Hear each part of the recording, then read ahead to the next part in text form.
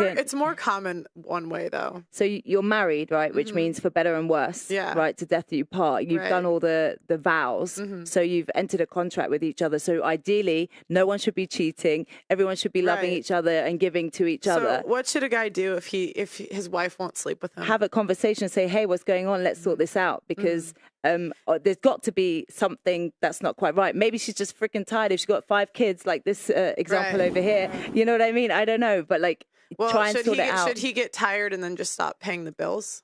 Stop working? No. What I'm saying is when there's a group effort, when there's an issue, whether it's from the guy or the girl, or whoever, whatever, they should work it out together. They're a community. I'm saying she is not sleeping with him. Like, she's refusing. But why? Give me reason. Like, give me a reason. Exactly. And if she's like, no, then he has, like, he technically, yes, because if he still is desiring that, he has a sexual drive and she doesn't, then why not? If she can't provide it, then, you know, but I think they need to have a conversation before he just says, oh, well, forget you.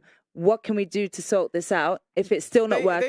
They usually do. Okay, They'll if usually they do. have a conversation, and she still just won't do it. Well, if she's like that, then If she doesn't he have should any be. reason, she deserves it. That's what I say. But yeah, but Come on, but he should. What did you think was What do going you to happen? expect? Exactly. But break up before. Like, I think, Yeah, but I you know, think if it gets to the point that you talk, it means the relationship is dead. You know, so there's no point to moving on with cheating or without cheating. I think it's a bit tough when she's going to take half your shit and your kids. A lot of guys stay for the kids.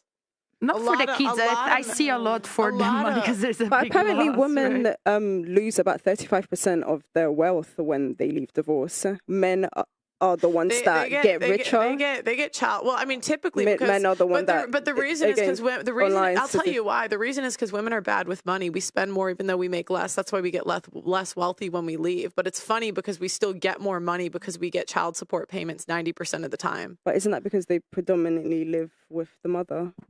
Yeah, and it's sad because the reason is like they punish men for doing the right thing. We want fathers that work, and then they'll punish the fathers that work. The court is very, very one-sided. Of course, but I think in order to raise kids, you need to be emotionally there as well. You can't just have one parent doing all the emotional labor. Well, one, we'd have to define emotional labor, and 2, that's why 50-50 custody would make sense. Or if we're really gonna go off what's best for the kids, single father homes fare far better than single mother homes.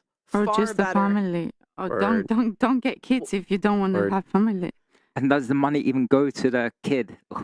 But wow, why was it created? in the first I think place? that's one thing that shouldn't even be a topic. Like, it doesn't matter where the money goes. That's just It should go to the kid. If it was a legal thing, it should always go to the kid. 100,000 1,000,000% to the kid. But Obviously, there's some bad situations where women do abuse the system, but we can't ignore the fact that, you know, this was created for this.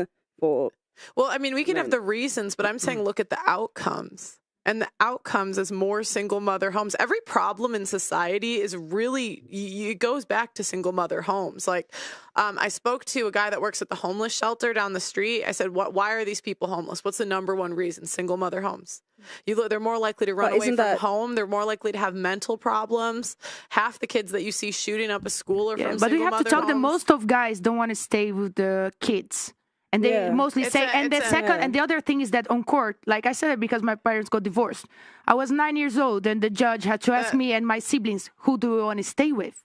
And they would take it from a child, right? So most of guys, be honest, if you get divorced and you have to say, like, would you prefer to stay with the kids or you think it would be better? I would like to ask I'm saying the reason that men don't fight for, I've interviewed so many men that are in the process of getting divorced and fighting for their kids. The reason they don't fight for it is because the system is so stacked against them.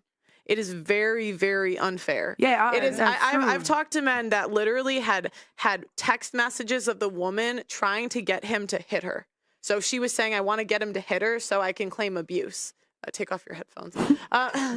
And so it's like guys don't want to spend hundreds of thousands of dollars to not get their kid. The deadbeat dad thing, it's a myth. I really don't believe it. Yeah, but you're talking like about someone that has money, right? Many guys don't have money at all, right? So it's not just financial. And that's why a lot of the men that don't have money don't fight, because they don't want to spend hundreds of thousands of dollars just to not get their kids. Lawyers will advise them against it.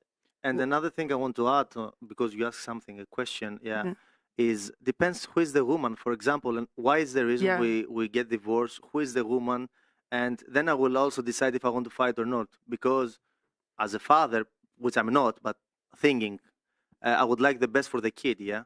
So if the mother was capable and it was potentially my fault or her fault, but she's still capable of being a mother, I wouldn't really fight, you know? Make sense? It's hard work. It's hard work looking after kids. But if she was a good woman, then you would let the kids stay with her. I would, in any case, let the kids stay with her, unless it's a really good reason not to. Well, and the point is they don't have a choice. Women get custody 90% of the time. They do not have a choice. So unless the woman's bad, right? Like has bad sort of intentions or is neglect. You need to prove it. I'm saying it doesn't really matter because the courts are so one-sided. Like a girl. So if you're in a relationship with a guy and you make one phone call, you can get him kicked out of the house for a year before you go to trial. Then you go to trial and what they'll tell you is, oh, why haven't you been in the kid's life for a year? And the problem is she can get a restraining order. So if he tries to see the kid, he gets arrested and then he gets punished in court. They're like, why haven't you been in the kids' lives? Cool. And if they're like working, if they're not even working and they're spending time with the kids, you'd be called a bitch by not working. It's so funny because we want men that protect and provide. And then if they do it, they're punished in court. It's like they can't win. That is true. It's very hard. Because then they'll say, oh, she spent more time with the kid. But if they cared about the kid, why wouldn't they go off of the statistics? That single father homes go fare better than single mother homes.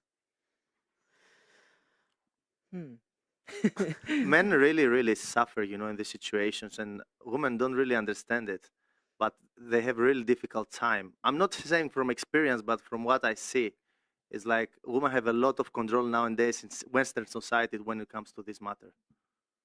And in the UK, you get a free lawyer if you accuse a guy of abuse. If he's been arrested, you get a free lawyer. So women have like incentive to accuse men of abuse. And you can kind of see what's real and what's not by looking at who has pressed criminal charges, and it's less than 10%. The lawyer still works for the government. He doesn't privately work for you unless you pay him.